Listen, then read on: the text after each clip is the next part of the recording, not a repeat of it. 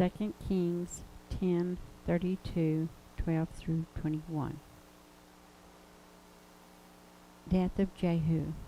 In those days the Lord began to cut off parts of Israel, and Hazael conquered them in all the territory of Israel, from the Jordan eastward, all the land of Gilead, Gad, Reuben, and Manasseh, from Aor, which is by the river Arnon, including Gilead and Bashan. Now the rest of the acts of Jehu, all that he did, and all his might, are they not written in the book of the Chronicles of the kings of Israel? So Jehu rested with his fathers, and they buried him in Samaria. Then Jehoahaz, his son, reigned in his place.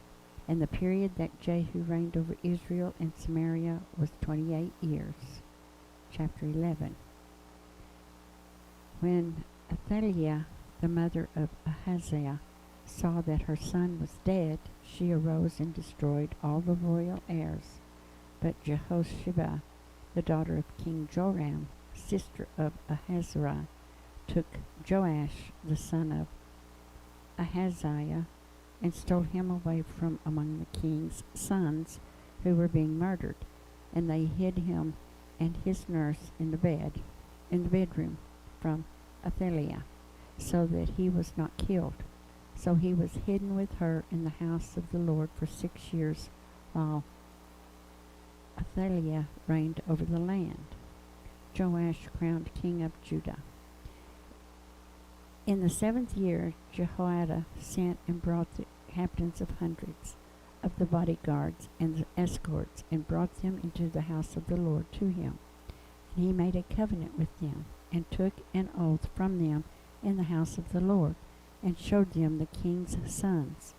Then he commanded them, saying, This is what you shall do. 1/3 of you who come on duty on the Sabbath shall be keeping watch over the king's house. 1/3 shall be at the gate of Sur, and 1/3 at the gate behind the escorts.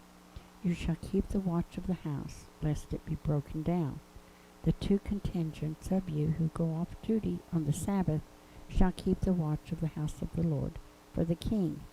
But you shall surround the king on all sides, every man with his weapons in his hand, and whoever comes within range, let him be put to death. You are to be with the king as he goes out and as he comes in. So the captains of the hundreds did according to all that Jehoiada the priest commanded. Each of them took his men who were to be on duty on the Sabbath, with those who were going off duty and on the Sabbath, and came to Jehoiada the priest. And the priest gave the captains of hundreds the spears and shields which had belonged to King David, that were in the temple of the Lord.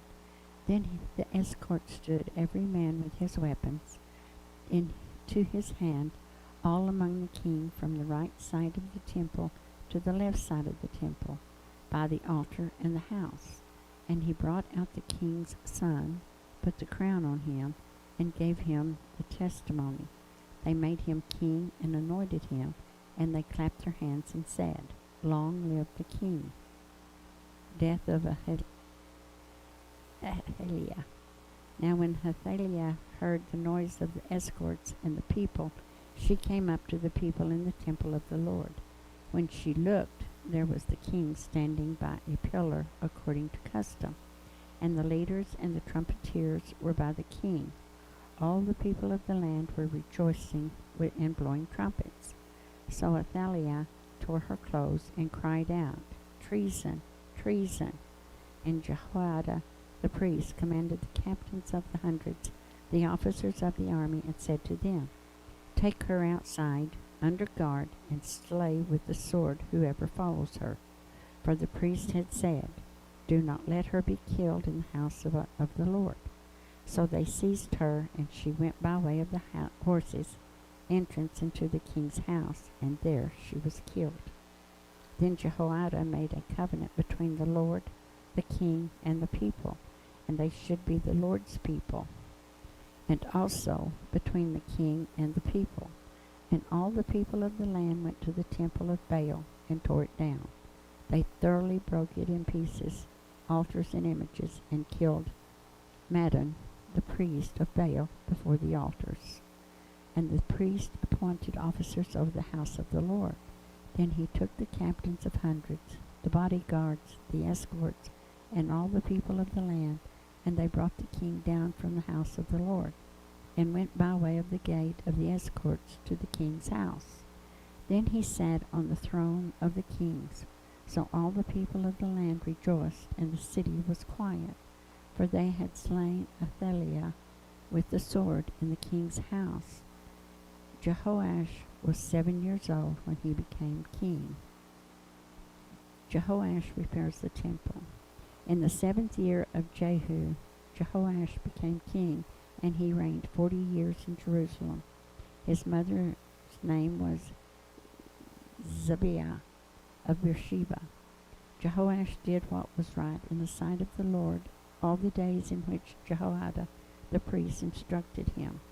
But the high places were not taken away. The people still sacrificed and burned incense on the high places. And Jehoash said to the priest, all the money of the dedicated gifts that are brought into the house of the Lord, each man's census money, each man's assessment money, and all the money that a man proposes in his heart to bring into the house of the Lord, let the priests take it themselves, each from his constituents, and let them repair the damage of the temple wherever any dilapidation is found. Now it was so by the 23rd year of the king Jehoash that the priest had not repaired the damages of the temple. So King Jehoash called Jehoiada the priest and the other priests and said to them, why have you not repaired the damages of the temple? Now therefore do not take more money from your constituencies, but deliver it for repairing the damages of the temple. And the priests agreed that they would neither receive more money from the people, nor repair the damages of the people. Then Jehoiada the priest took a chest, bored a hole in its lid, and set it beside the altar, on the right side as one comes into the house of the Lord. And the priest who kept the door put there all the money brought into the house of the Lord. So it was, whenever they saw that there was much money in the chest, that the king's scribe and the high priest came up and put it in bags, and counted the money that was found in the house of the Lord. Then they gave the money which had been appropriated into the hands of those who did the work, who had the oversight of the house of the Lord. And they paid it out to the carpenters and builders who worked on the house of the Lord, and on the house of the Lord, and to masons and stonecutters, and for buying timber and hewn stone to repair the damage of the home of the Lord, and for all that was paid out to repair the temple. However, there were not made for the house of the Lord basins of silver, trimmers, sprinkling bowls, trumpets, any articles of gold or articles of silver, for the money brought into the house of the Lord. But they gave that it is the workmen, and they repaired the house of the Lord with it. Moreover, they did not require an account from the men into whose hand they delivered the money, to be paid to workers, for they dealt faithfully. The money from the trespass offerings and the money from the sin offerings was not brought into the house of the Lord. It belonged to the priest. Hazael, king of Syria, went up and fought against Gath, and took it. Then Hazael set his face to go up to Jerusalem, and Jehoash, king of Judah, took all the sacred things that his fathers, Jehoshaphat and Jehoram and Ahazah, kings of Judah, had dedicated, and his own sacred things, and all the gold found in the treasuries of the house of the Lord, and in the king's house, and sent them to Hazael, king of Syria. Then he went away from Jerusalem. Now the rest of the acts of Joash, and all that he did, are they not written in the book of the Chronicles of the kings of Judah? And the servants arose and formed a conspiracy and killed Joash in the house of the Milo, which goes down to Silla. For Jozachar, the son of Shemiah, and Jehozabad, the son of Shomer, his servants, struck him, so he died, and they buried him with his fathers in the city of David. Then Amaziah, his son, reigned in his place.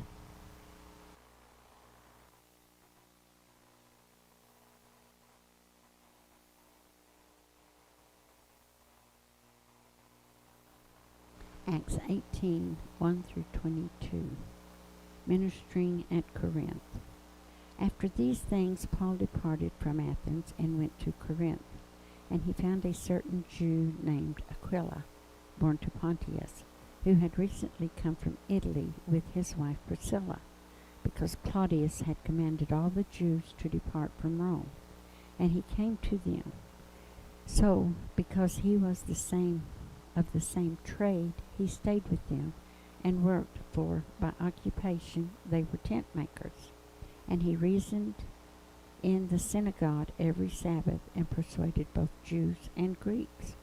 When Silas and Timothy had come from Macedonia, Paul was compelled by the Spirit and testified to the Jews that Jesus is the Christ. But when they opposed him and blasphemed, he shook his garments and said to them, "Your blood be upon your own heads. I am clean. From now on I will go to the Gentiles." And he departed from there and entered the house of a certain man named Justus, one who worshipped God, whose house was next door to the synagogue. Then Crispus, the ruler of the synagogue, believed on the Lord with all his household, and many of the Corinthians, hearing, believing, and were baptized. Now the Lord spoke to Paul in the night by a vision. "Do not be afraid, but speak, and do not keep silent, for I am with you, and no one will attack you to hurt you, for I have many people in this city."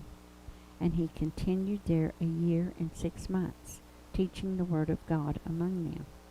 When Gallio was proconsul of Achaia, the Jews with one accord rose up against Paul and brought him to the judgment seat, saying, "This fellow persuades men to worship God contrary to the law." And when Paul was about to open his mouth, Gallio said to the Jews, "If it were a matter of wrongdoing or wicked crimes, O Jews, there would be reason why I should bear with you. But it is a question of words and names and your own law. Look to it yourselves, for I do not want to be a judge of such matters."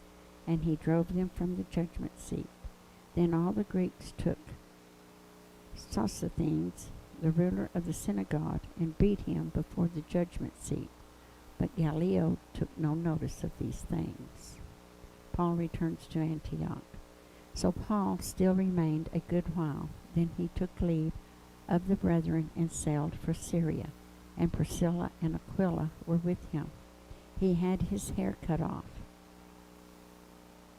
since Syria, for he had taken a vow, and he came to Ephesus and left them there. But he himself entered the synagogue and reasoned with the Jews. When they asked him to stay a longer time with them, he did not consent, but took leave of them, saying, "I must by all means keep this coming feast in Jerusalem, but I will return again to you, God willing." And he sailed from Ephesus. And when he had landed in Caesarea and gone up and greeted the church, he went down to Antioch.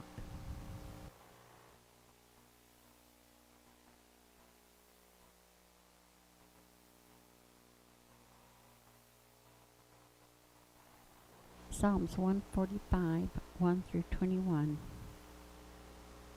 I will extol you, my God, O King, and I will bless your name forever and ever. Every day I will bless you, and I will praise your name forever and ever. Great is the Lord, and greatly to be praised, and his greatness is unsearchable. One generation shall praise your works to another, and shall declare your many acts. I will meditate on the glorious splendor of your majesty, and on your wondrous works.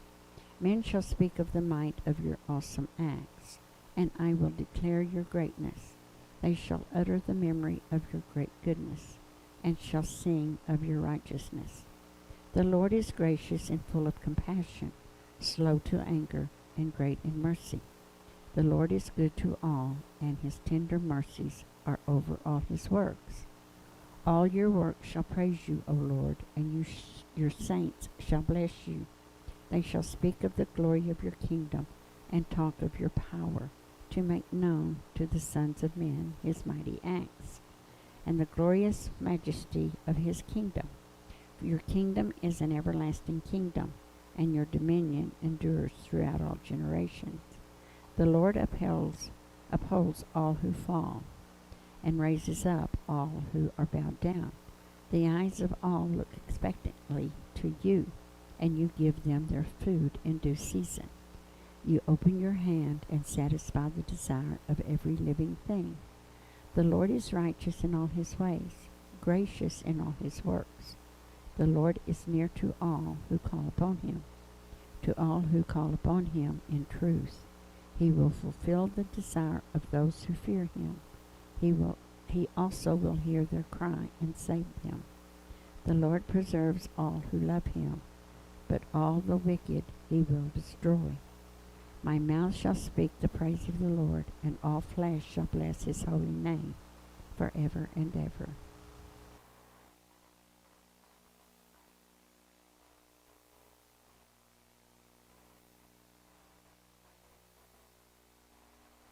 Proverbs 18:1.